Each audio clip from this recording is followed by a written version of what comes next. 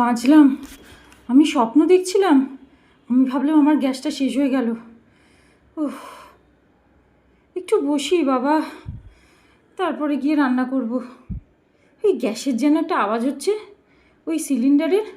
কই দেখি তো, কই কই না তো, আজও গ্যাসটা এলো না। বাবা, হে প্রভু সকলের মঙ্গল করো, প্রভু সকলের মঙ্গল করো।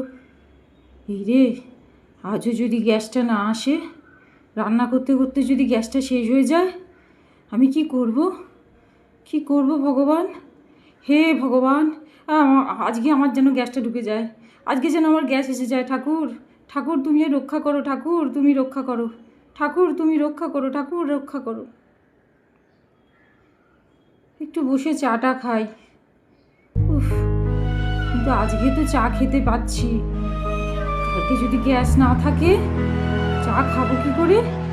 এই চা, তারিকা ভালো লাগে না।